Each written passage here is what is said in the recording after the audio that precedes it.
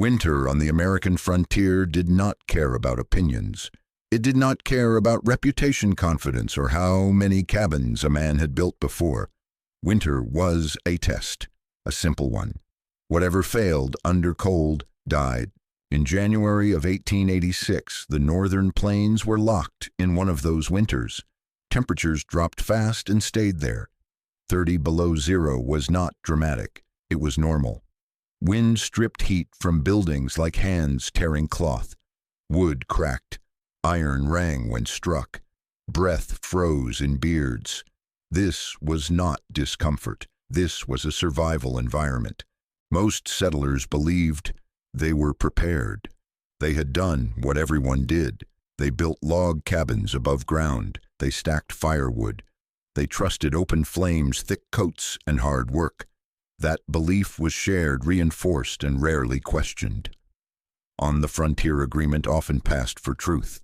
But winter does not reward agreement. It rewards performance. Inside those cabins, fires burned hot and fast. Heat rose, escaped through gaps, thin walls, and chimneys. The closer you sat to the fire, the warmer you felt. Step away, and the cold returned immediately. At night, someone had to wake every few hours to feed the stove or risk freezing by morning. Woodpiles shrank. Exhaustion set in. That same winter, one man lived differently. While others fought the cold, he ignored it. Not because he was stronger, but because he had built something that did not need to fight.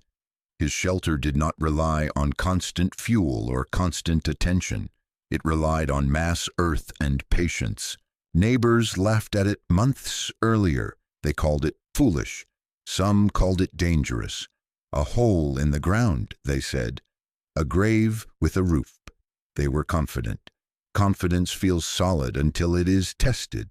That winter did the testing. By the time the cold reached its worst, the difference between belief and reality was impossible to ignore. Some homes consumed wood at a desperate pace. Others stayed warm with almost no effort. The lie was exposed not by argument, but by temperature. Frontier winters were honest. They did not argue, they measured. And what they measured that January would change how an entire settlement understood shelter heat and survival. On the frontier, building a home was not a creative act. It was a habit. Men built the way they had seen other men build. Log cabins were familiar. They looked right. They felt solid. Most important, they looked civilized. A house above ground with smoke rising from the chimney sent a clear message: a man had claimed land and intended to stay. Few settlers questioned whether that design actually worked in extreme cold. They assumed it did because it had always been done that way. Tradition became proof. If something failed, the failure was blamed on bad luck, poor wood-weak men, or a harsher winter than usual, rarely on the design itself. There was also pride involved. A log cabin took visible effort. Trees had to be cut, hauled, notched, and stacked. Raising walls was communal labor. Men gathered, worked, and judged each other's skill. A well-built cabin earned respect. A man living underground did not. Above ground meant progress. Below ground meant desperation. Dugouts were associated with poverty, temporary shelter, or people who lacked skill. No one wanted to be seen as someone who could not build properly. Another reason cabins persisted was fire. Fire felt powerful. You could see it. You could feel it on your skin. When you were cold, adding more wood produced immediate relief. That feedback was comforting, even if it was inefficient. The problem was not obvious in mild weather. Only in sustained cold did the weakness show. Settlers also misunderstood cold itself. Many believed cold sank and heat rose, so being above ground felt safer. Moisture was feared underground. Collapse was feared. Darkness was feared. These fears were emotional, not measured. Frontier life rewarded decisiveness. Men made fast choices and stood by them. Admitting a common method was flawed meant admitting years of wasted labor and fuel. That was difficult, so cabins stayed the standard. not because they were the best solution, but because they were the accepted one. Winter was about to demonstrate the cost of that assumption. The man who challenged those assumptions did not arrive with grand speeches or plans to reform frontier building. He arrived quietly with tools and habits shaped somewhere else. His name mattered less than his background. He was a stonemason by trade, trained in places where winter was long and fuel was precious. In Europe, stone was not decoration. It was survival. Walls were thick for a reason. Heat was stored, not chased. Fires were used sparingly, not constantly. Buildings were expected to last generations, not just seasons.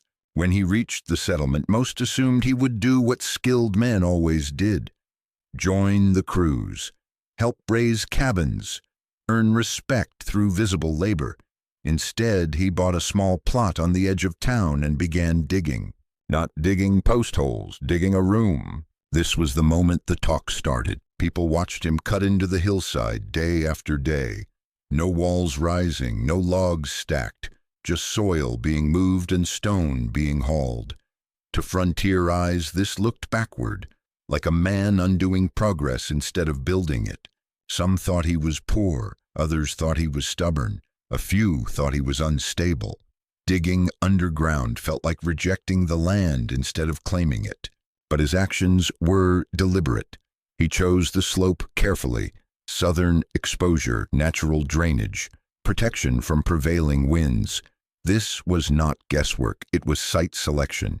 While others planned cabins based on convenience, he planned based on physics. He understood something the settlement did not yet understand.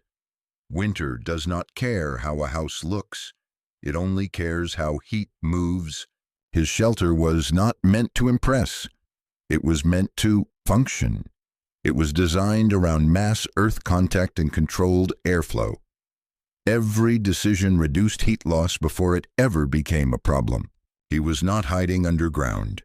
He was anchoring himself to the most stable temperature source available. When neighbors warned him, he listened politely and kept working. When they mocked him, he ignored it. He did not argue. He knew winter would do that for him. On the frontier, words were cheap. Structures spoke louder, and his structure was almost finished. What most settlers never understood was that building starts before the first log is cut. It starts with the land. The stonemason did not choose his site because it was convenient. He chose it because it worked. The slight rise on the edge of the settlement gave him 3 advantages. First, water. Cold climates kill more people with moisture than with temperature. A low spot traps meltwater, snow runoff, and frost.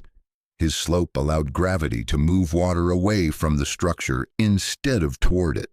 Dry ground stays warmer. Wet ground steals heat. Second, wind. Prairie wind is relentless. It strips heat through pressure and infiltration. By cutting into the hillside, he removed 3 sides of exposure completely. Wind could only attack the front. Less exposed surface meant less heat loss every hour of every day. Third, sun. Southern exposure mattered even in winter. Low winter sunlight carries real energy. While others oriented cabins randomly, he angled his entrance and small windows to capture that light. It was not about brightness. It was about adding a few degrees without burning wood.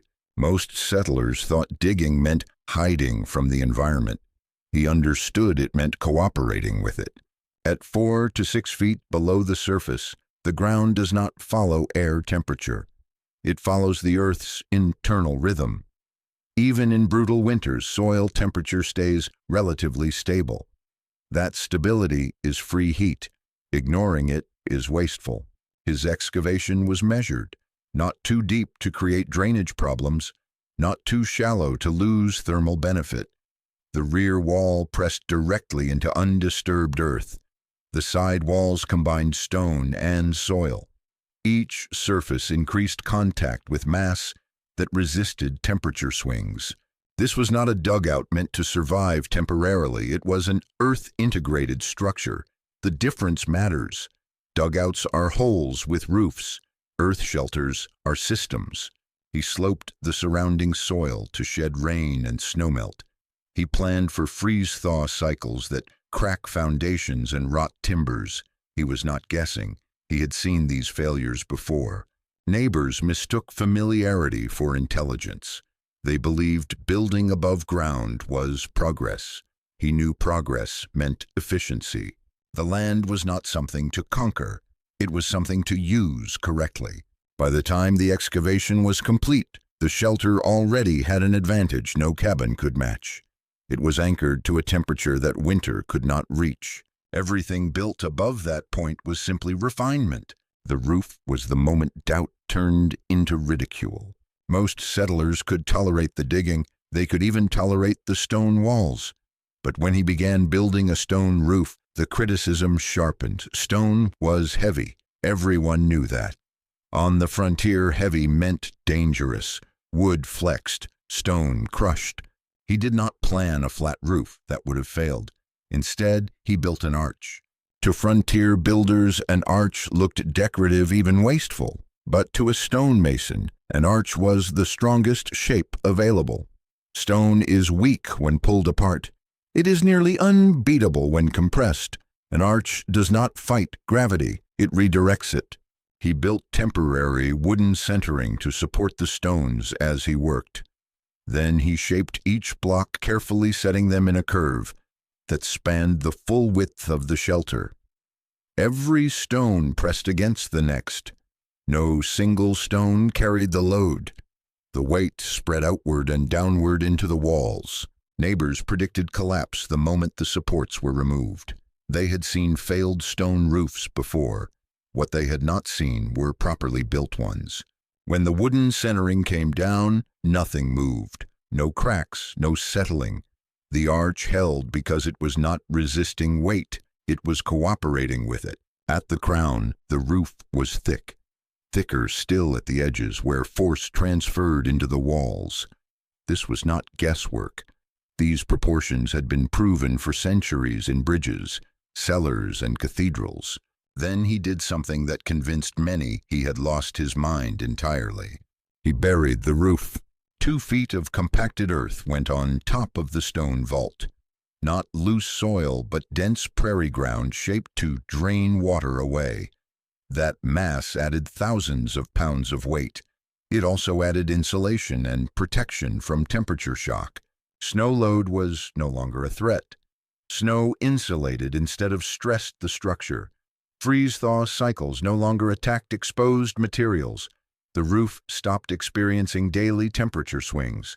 What settlers saw was a grave. What he had built was a reinforced heat shield. The roof was no longer just a cover. It became a thermal buffer, a structural anchor, and a heat reservoir. They expected collapse. What they got was permanence. Most frontier builders treated the earth as something to escape. Soil was seen as damp, cold, and unreliable. The goal was to lift the home above it as quickly as possible. That instinct made sense emotionally, but it ignored how temperature actually behaves. The stonemason understood a basic fact many settlers did not. Air temperature changes fast. Ground temperature changes slowly. That difference matters more than any amount of firewood. Below the frost line, soil holds a steady temperature year-round. In the northern plains, that temperature hovers close to 50 degrees Fahrenheit. It does not care if the surface air is 90 above or 30 below. It moves slowly, predictably, and patiently. By placing most of his shelter in direct contact with that mass, he reduced the problem winter could present. A cabin exposed on all sides had to fight an 80-degree difference. His shelter faced closer to 30 degrees and only on one side. That difference alone cut heat loss dramatically. Earth contact also eliminated wind infiltration. Wind is not just cold air, it is pressure. Pressure forces cold air through gaps and cracks, stealing heat continuously. Underground walls have no gaps. They do not flex. They do not leak. Moisture was addressed through design, not fear. Drainage channels directed water away. Stone walls allowed vapor movement without trapping condensation. Airflow was controlled. Wet earth never touched living space. The earth around the shelter became a thermal partner. It absorbed excess heat slowly and released it back just as slowly. Temperature spikes flattened. Cold snaps lost their violence. This stability changed everything. Fires no longer needed to roar. They only needed to top off what the earth already provided. Heat stopped being something that had to be constantly replaced. The shelter did not feel warm because of intense fire. It felt warm because it never truly cooled. That was the advantage settlers could not see from the surface. They believed warmth came from flame. He knew it came from mass. Earth did not threaten his shelter. It protected it. And once winter arrived, that protection became obvious. Most frontier heating failed for one simple reason. Settlers tried to heat air. Air is easy to warm and easy to lose. It escapes through cracks, rises toward ceilings, and disappears up chimneys. A roaring fire makes a cabin feel warm only while it is burning hard. The moment the fire weakens, the heat is gone. The stonemason never tried to heat air. He treated air as a temporary carrier, not a storage medium. His goal was to heat mass. Stone, earth, and dense materials behave differently than air. They absorb heat slowly, but once warm, they release it over many hours. This is not theory, it is physics. It is why stone cellars stay cool in summer and warm in winter. Inside the shelter, every surface mattered. Thick stone walls, a stone roof, earth surrounding nearly every side. When the stove burned, heat did not rush away. It soaked into the structure. The shelter itself became the heater. This approach eliminated extremes. There was no sudden blast of heat followed by rapid cooling. Temperature changed slowly. Comfort lasted longer. Fires could be smaller and less frequent. Frontier cabins demanded constant attention. Someone always had to feed the fire. Miss a cycle and the room turned cold fast. That was not just inefficient, it was dangerous. Exhaustion kills as surely as cold. In the earth shelter, the fire worked like charging a battery. A few logs raised the temperature of stone and earth. Once charged, that mass continued to radiate warmth long after flames disappeared. This also reduced smoke and fuel waste. Hot air rushing up a chimney carries heat with it. When heat is absorbed into mass, first less energy escapes unused. The stonemason had learned this long before he reached the plains. In his childhood, homes were warmed by masonry stoves, fired once or twice a day. People slept through the night without waking to tend fires. Winter was endured calmly, not aggressively. His neighbors thought survival meant fighting cold harder. He knew survival meant letting physics do the work. That difference would soon become impossible to ignore. The stove inside the shelter was not impressive. That was the point. It was small iron and placed deliberately in the northeast corner of the room. Settlers expected stoves to sit in the center, blasting heat outward. He placed his where it could work with the structure, not against it. When the fire burned, warm air rose and followed the curve of the stone vault. Instead of shooting straight up and out, it traveled across the ceiling spread and slowly descended along the opposite wall. This created a natural circulation loop without fans, ducts, or effort. The stone vault mattered here. Flat ceilings trap heat overhead. Peaked roofs waste it in dead space. The curved ceiling guided heat where it was needed. No hot spot near the stove. No cold corner across the room. The chimney was just as important as the stove. He built baffles inside it, forcing hot gases to travel longer paths before exiting.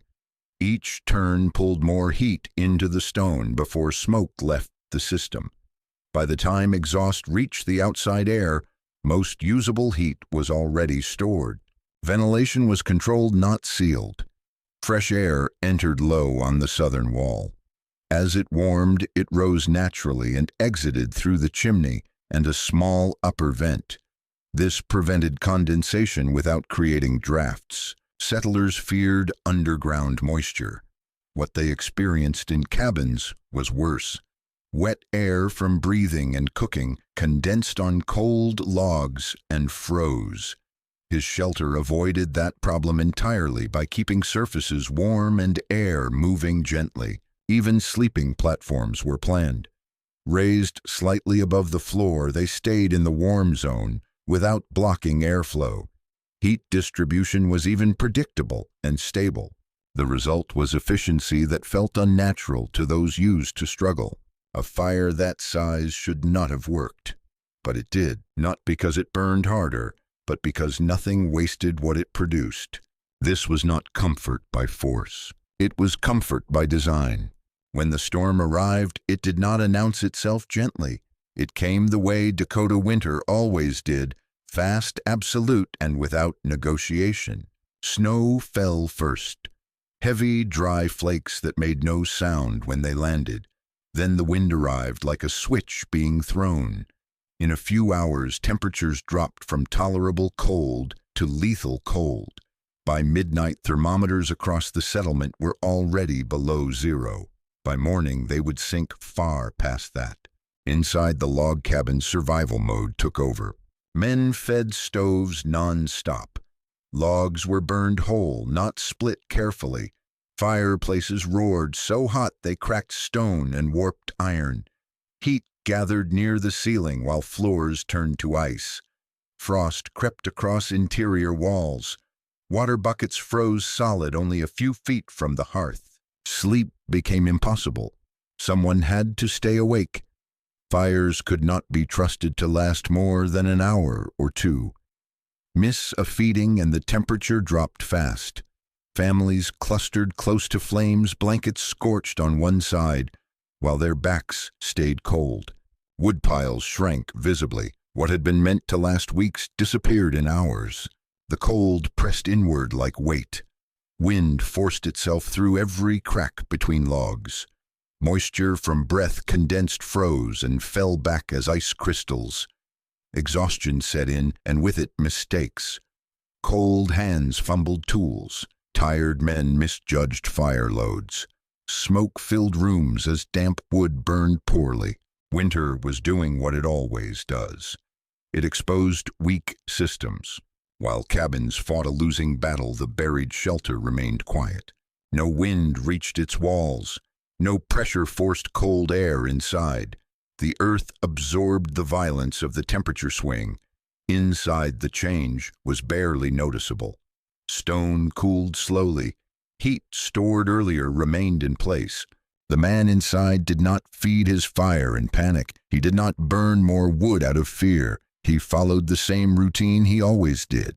That night separated two kinds of shelter, one that required constant effort to survive, and one that allowed survival to happen almost automatically. The prairie was merciless, but it was fair, and by morning it would make its judgment clear. Morning came without drama, while the settlement outside emerged exhausted and stiff from a night of constant fire feeding the man in the earth. Shelter woke at his usual hour, not because the cold forced him awake, but because his body was rested. The interior temperature had barely changed. A simple thermometer hanging from a beam read in the low 60s, not hot, not cold, steady. The fire from the night before had burned down to a bed of coals. No rush, no panic. He added 2 logs, adjusted the draft, and let the system do what it was designed to do. The stone responded slowly, predictably, releasing stored heat back into the room.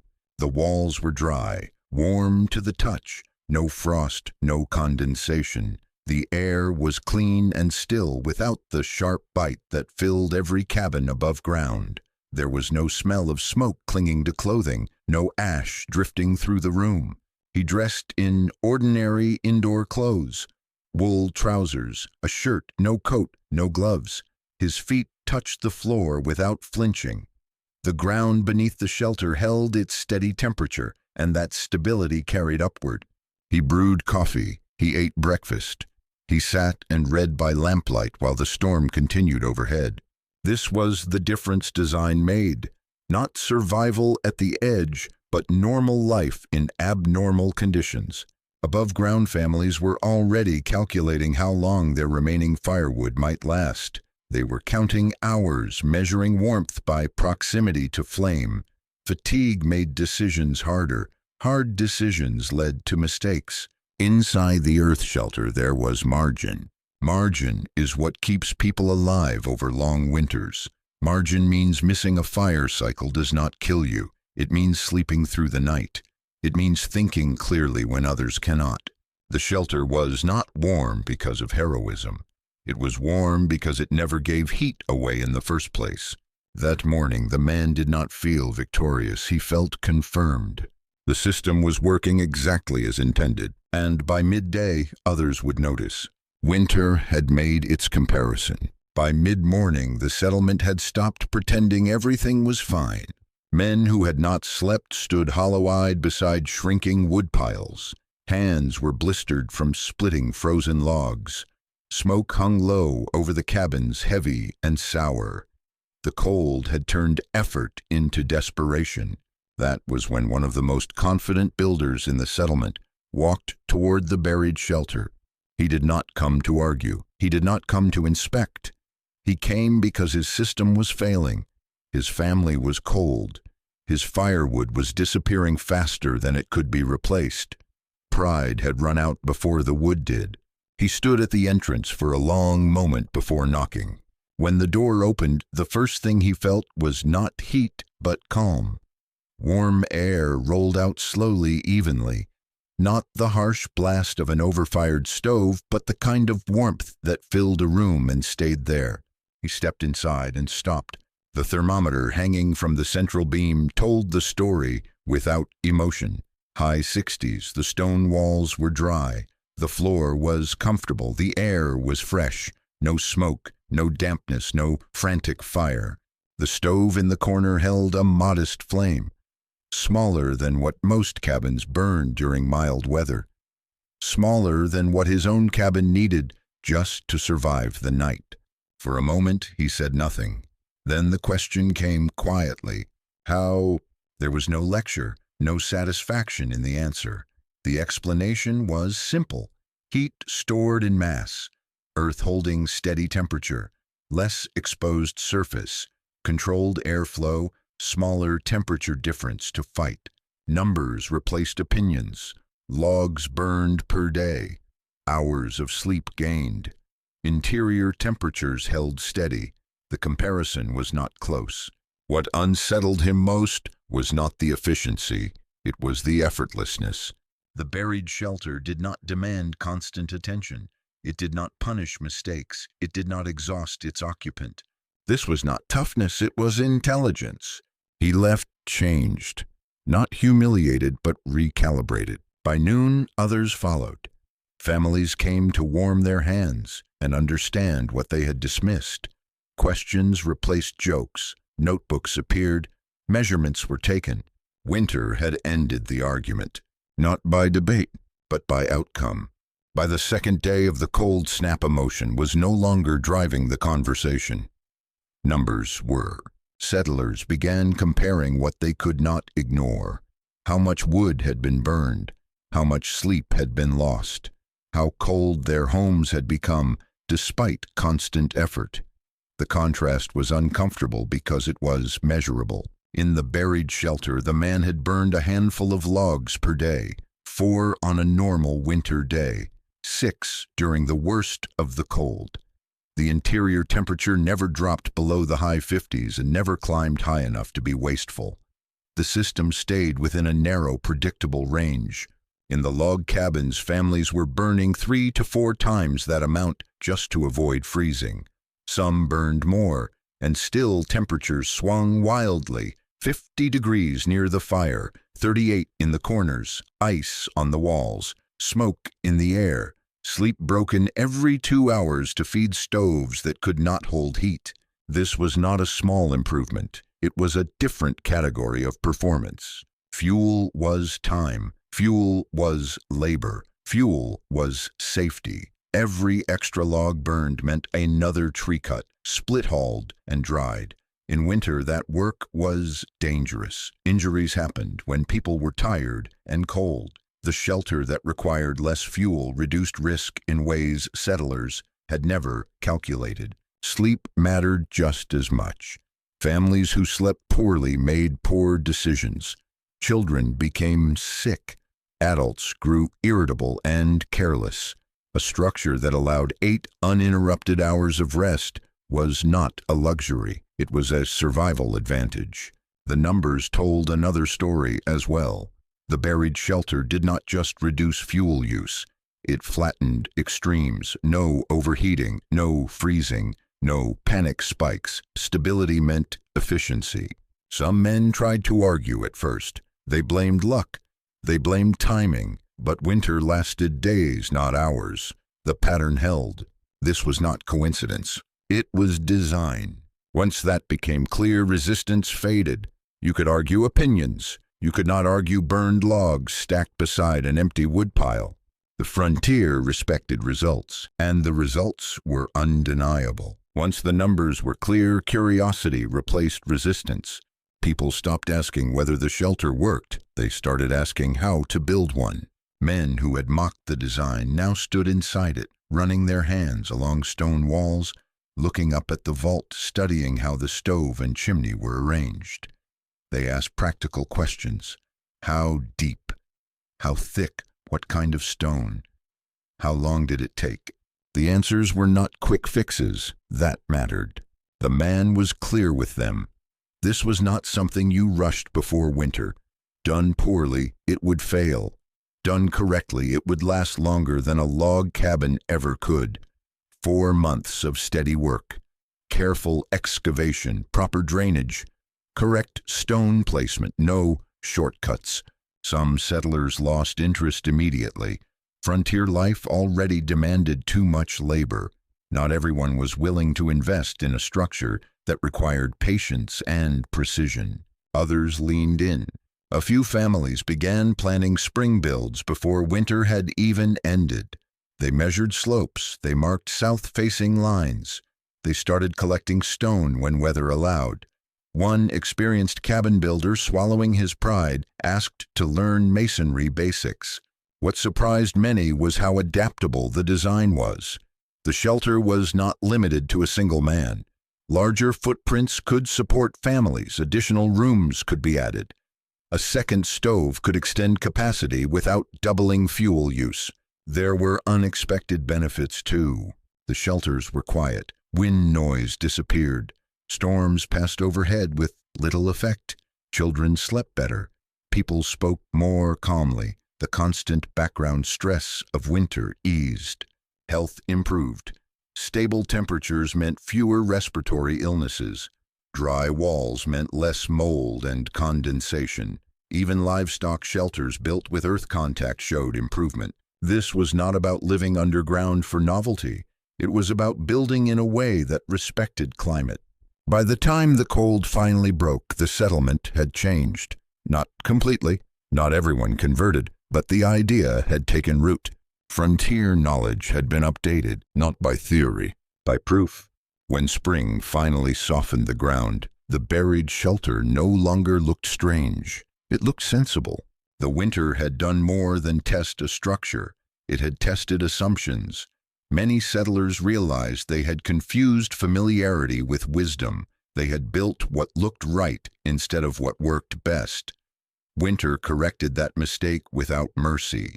The lesson was not that log cabins were foolish. They had their place. They were fast to build. They worked in mild climates. They fit a certain idea of progress. But extreme environments demand different answers. The frontier punished one-size-fits-all thinking. The buried shelter proved something older and deeper. Good design does not fight nature. It uses it. Earth was not the enemy. Weight was not the enemy. Darkness was not the enemy. Ignorance was. The man who built that shelter never claimed to invent anything new. He simply remembered what had been forgotten. For thousands of years, people had lived with stone, soil, and mass. Those methods survived not because they were primitive, but because they were tested. Modern tools change materials, not principles. Thermal mass still works.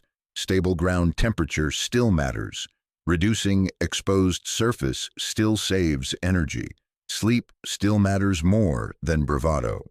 Some settlers returned to their old ways once winter ended. Others did not. A few built earth-sheltered homes of their own. None of them ever mocked the idea again. The real legacy of that winter was not a single structure, it was a shift in thinking. Survival was no longer seen as a contest of endurance. It became a problem of design. That lesson applies beyond the frontier. In any harsh environment, the smartest solution is often quieter, slower, and less impressive at first glance. It values efficiency over appearance and patience over force. The prairie still freezes, wind still howls, cold still kills careless systems, but under the earth, behind stone and mass warmth, waits patiently. Sometimes the smartest way forward is not upward or outward. Sometimes the smartest way to survive is to dig down and build wisely.